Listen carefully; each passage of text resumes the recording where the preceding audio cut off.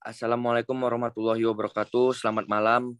Kami HCI kelas C kelompok 4 yang terdiri atas Andi Desmanlo, Reja Fahlevi, Hilmi, Muhammad Al-Hadi Ridho, Muhammad Farid Osama. Analisis kebutuhan user, sistem antrian pelayanan klinik hewan. Next. Kesehatan hewan perlu diperhatikan terlebih di saat pandemi agar hewan tetap sehat dan terhindar dari paparan penyakit. Diperlukan pelayanan klinik hewan agar para pemilik hewan dapat dengan mudah cek kesehatan dan pengobatan penyakit apabila terpapar. Di mana di masa pandemi saat ini klinik hewan sebagian besar tidak konsisten terkait open atau close-nya klinik. Dari problema tersebut diperlukan sebuah aplikasi yang dapat memonitoring antrian klinik hewan dengan beberapa fitur yang mendukung. Oke, baik. Jadi dalam analisa kebutuhan user ini kita mengimplementasikan beberapa metodologi. Yang pertama affinity diagram. Itu untuk menentukan akurasi pada problem dari hasil brainstorming seperti dari penentuan problem-problem apa saja yang ada pada sistem antrian klinik hewan. Yang telah kita dapatkan dari intervensi. Kemudian ada sisi analisis untuk mengetahui akar penyebab serta akibat dari permasalahan. Nah, CIC ini dibuat dengan beberapa level sesuai dengan tingkatan dari akar permasalahan. Jadi ada sisi atau dari permasalahan umum yang general pada ini tersebut, kita bisa gali sampai pada dasar permasalahannya. Kemudian lanjut ke metodologi fusioning. Nah, pada fusioning ini itu merupakan hasil auto-solusi alternatif dari CIC analysis yang telah dibuat tadi. Nah, jadi pada fusioning ini ditinjau lagi dari akar permasalahan dan akar permasalahan yang primernya apa dari akar permasalahan ya kita tadi. Berdasarkan dari hasil wawancara yang dilakukan, itu outputnya ada beberapa yang bervariatif. Yang pertama, mereka tidak bisa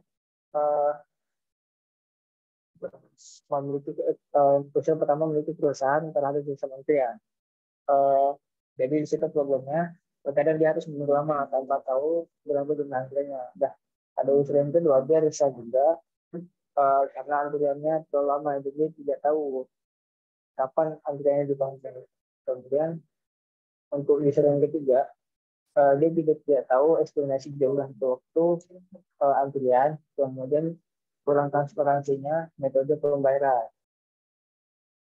Kemudian terakhir pada user keempat, dia juga tidak tahu sistem atau berapa yang terus. Mungkin itu saja. Baik, selanjutnya adalah value proposition canvas untuk di bagian kelompok user customer. Di sini terdapat dua segmen, yaitu di sebelah kiri yang berbentuk kotak ini bisa kita lihat berbentuk, yaitu bernama value proposition, sedangkan di sebelah kanan ialah customer segmentnya. Di sebelah kanan kita terdapat tiga bagian, yaitu gains, customer job, dan pains. Gains di sini yang dimaksud adalah harapannya dari si user, yaitu stok obat diperbanyak dan metode pembayarannya ditambah. Sedangkan pains itu adalah kesulitan atau sesuatu yang membuat customer itu nggak enak gitu. Jadi ada di sini ada 5, yaitu kabar kurang jelas, tidak mengetahui panjang antrean, pembayarannya kurang transparan atau biayanya kurang transparan, tidak ada stok pembayaran, dan sistem antreannya yang tidak efektif. Customer job ini adalah pekerjaannya si customer sendiri, yaitu di sini ada mahasiswa dan dia memelihara kucing dan merupakan pelanggan dari Our Pet Shop and Clinic. Di sebelah kiri itu ada value proposition yang juga terdapat tiga bagian, yaitu gain creators, pain relievers, dan product and services. Product and services itu adalah solusi yang kami tawarkan, yaitu berbentuk aplikasi antrian klinik hewan. Sedangkan gain creators adalah solusi dari gains itu, yaitu pembayarannya ditambah melalui e-cash, bisa, e-wallet bisa, transfer melalui mobile banking juga bisa. Di bagian yang bawah itu adalah pain relievers. Pain relievers ini adalah solusi untuk bagian yang di sebelah kanannya, di bagian pains-nya. Itulah kenapa namanya pain reliever. Di sini ya ada solusinya ya. Biaya diberitahukan secara lengkap, kabar disampaikan dengan jelas, diberikan stok pembayaran setiap transaksi, dan panjang antriannya diberitahukan secara jelas sebelum pelanggannya membookingnya. Yang selanjutnya adalah untuk bagian VPC-nya. Staff klinik hewan juga sama, seperti yang customer tadi, cuman di sini POV-nya diubah menjadi dari pandangannya staff klinik hewan. Sama seperti sebelumnya, di sebelah kanan ada 3 bagian, di sebelah kiri juga ada 3 bagian. Produk and services-nya tetap sama, aplikasi sistem antrian klinik hewan, namun yang berbeda adalah gains dengan pain serta customer job-nya. Di gains-nya ada pengaturan jadwal yang otomatis dan rapi, stok obat dapat dipantau. Yang kami jawab dengan menggunakan sistem otomasi dalam hal mendata. Sedangkan pains-nya di sini ada 3, susah mendata, panjang antrian, pelanggan susah dihubungi, pelanggan tidak mengerti apa yang telah dikabarkan. Sama juga dijawab dengan pain relievers di sini, dari 3 pains dihasilkan pain reliever ada 3. Dan terakhir customer job-nya itu adalah merawat hewan dan melayani pelanggan. Ini adalah VPC dari staff klinik hewan. Selanjutnya ada BMC atau Business Model Canvas. Di sini terdapat 7 kolom, sebenarnya 9 namun 2-nya tidak diisi. Di sini terdapat 7 kolom, yaitu dimulai dari sebelah kanan dulu. Di sebelah kanan itu terdapat customer segment, yang dimana sudah dapat ya, di atas tadi yaitu mahasiswa dengan pegawai klinik hewan. Customer relationship ialah bagaimana kita berhubungan dengan pelanggan, yaitu melalui WhatsApp, Telegram, dan Instagram. Channel-nya itu merupakan bagaimana kita mengantarkan produk kita kepada customer-nya, yaitu melalui desktop, mobile, website, ya, basically internet. Lanjut ke value proposition, ini adalah nilai-nilai value yang dapat kita tawarkan melalui aplikasi ini. Itu ada 5. Yang paling atasnya itu adalah nama produknya, yaitu aplikasi antrian klinik hewan. Sedangkan di bawahnya ialah nilai-nilai yang kita tawarkan. Lanjut ke sebelah kirinya ada key partners, yaitu teman atau perusahaan yang harus yang menjadi partner gitu. Kita harus berkolaborasi dengan mereka. Yaitu di sini ada 2 yang gede. Tentu saja internet provider, karena namanya aplikasi ini berbasiskan internet. Dan kedua itu adalah klinik hewan, karena ini adalah sistem antrian klinik hewan. Kedua itu ada key resources, yaitu bahan-bahan yang penting yang kita perlukan, yaitu programmer, server, designer, marketer, dan ya di situ ada 5. Key activities ini adalah aktivitas yang terjadi berdasarkan resources tadi, yaitu designing, marketing, dan development. Berikutnya di sini ada flowchart dan high fidelity prototype. Untuk flowchart akan dijelaskan oleh Reza Valevi. Kepada Reza Valevi, saya persilakan.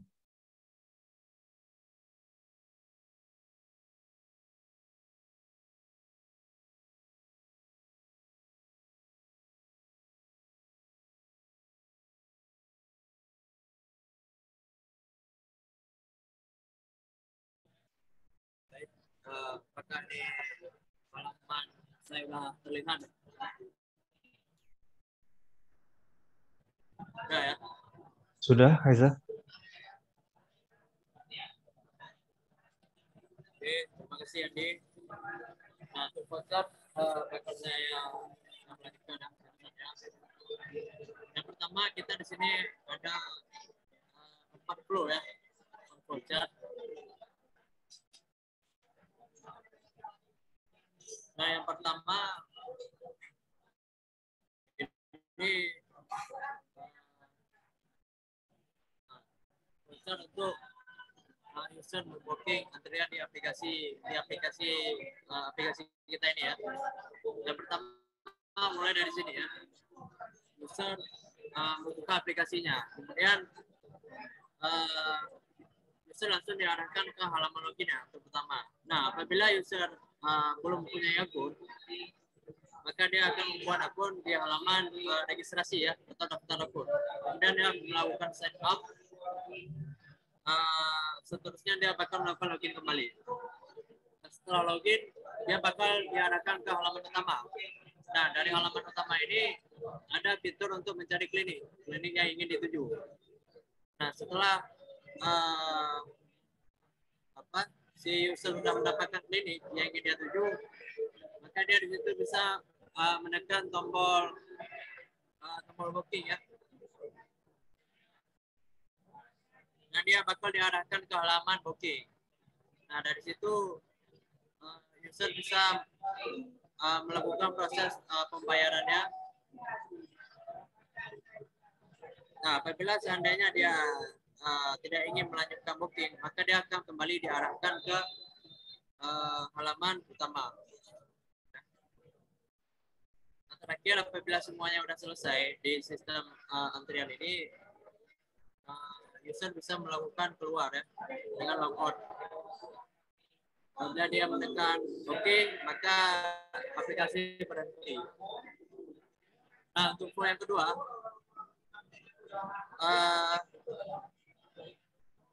nah ini untuk menghubungi customer service ya. Apabila seandainya user ada kendala atau apalah, misalnya terhadap aplikasi ataupun ingin berkonsultasi gitu ya, dia bisa menghubungi customer service. Nah, untuk di halaman login sama alurnya sama aja. Jadi di halaman utama ini ada fitur ya, atau tombol ya, atau menu icon lah untuk fitur chat ya, menghubungi customer service. Nah, dari situ bakal langsung diarahkan ke halaman chatnya ya.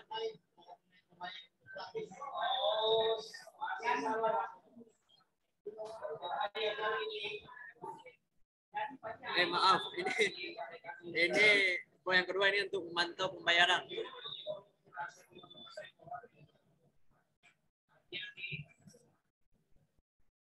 Nah, poin yang ketiga, ini yang untuk di flow yang kedua ini untuk kita memantau proses penyembuhan. Nah, jadi dari halaman utama, ketika kita udah dari halaman utama, jadi di menu barnya ada namanya fitur ya untuk memantau proses. Nah, dari kita bisa fitur itu, maka kita bakal diarahkan hewan peliharaan kita. Nah, kemudian yang ketiga tadi yang sudah saya jelaskan mengenai menghubungi customer service ya. Nah, dan yang terakhir ini adalah untuk mengecek obat, stok obat ya. Ini flowchart untuk mengecek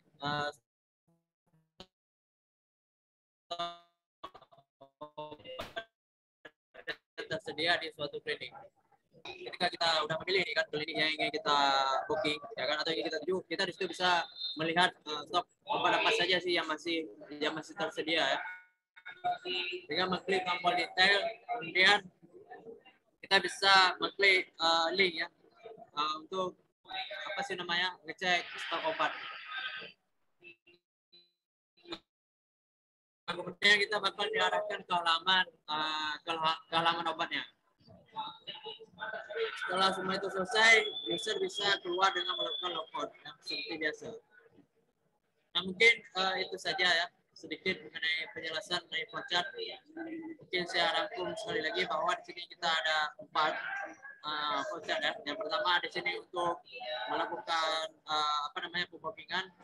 Yang kedua di sini untuk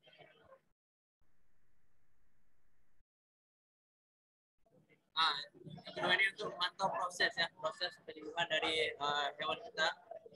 Yang terakhir di sini untuk menghubungi customer service. Yang ketiga, dan yang keempat ini untuk untuk mengecek stok obat. Ya, oke, itu saja. Untuk prototipenya bakal dilanjutkan oleh Hilmi ya.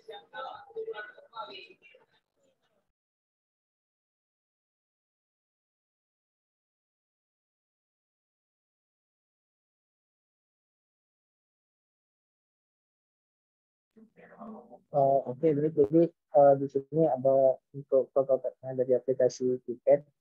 Nah, jadi yang pertama kita kalau misalnya belum ada akun kita setup dulu sesuai dengan workload yang pertama. Di sini kita untuk melakukan pembuktian ini pertama kita sistem dan kita login.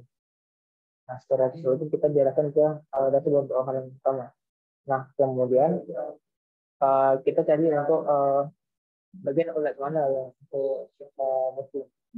Jadi kita menggunakan kita pilih untuk continue sistem pembayaran mesin dan cancel file. Nah, oke, sekarang kita balik ke dashboard untuk sistem kedua di sini untuk melihat perkembangan proses kerja. Nah, jadi di sini kita dapat melihat untuk progres hewan yang kita miliki. Oke. Jadi di sini jadi misalnya kita pilih untuk jenis 2 untuk progres. Jadi di sini untuk project kedua kita melihat perkembangan progres kerja. Yang pertama kita pilih dulu untuk mulai progres, kemudian kita pilih klinik mana yang telah kita bikin untuk progres dari yang terang kita. Di sini tersedia untuk nama, jenis kelamin, umur, dan nama pemilik hewan peliharaan. Nah, di sini lainan-lainan yang sedang dikerjakan sesuai dengan perjanjian atau kesepakatan dari antara pihak ini dengan customer. Kemudian kita lanjut ke fitur keempat yaitu untuk mencek stok obat. Nah, jadi di sini kita melihat dulu untuk klinik hewannya, kemudian kita cek stok obat di sini. Nah, jadi ada klinik hewan ini ada 4 jenis obat dengan nama seperti jumlah stok obatnya seperti itu scanning box itu stoknya 7 gitu. Kemudian kita kembali ke dashboard keempat.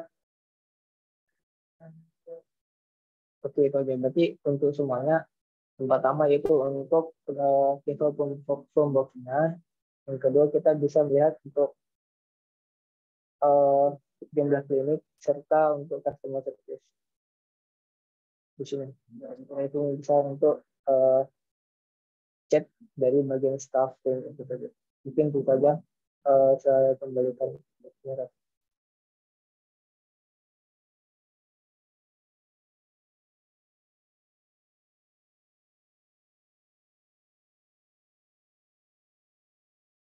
Baik, terima kasih kepada Saudara Hilmi dan Saudara Reza Falevi. Mungkin begitu saja presentasi dari kelompok 4 kelas C HCI kami. Apabila ada kekurangan, kami meminta maaf. Itu saja semuanya. Selamat malam.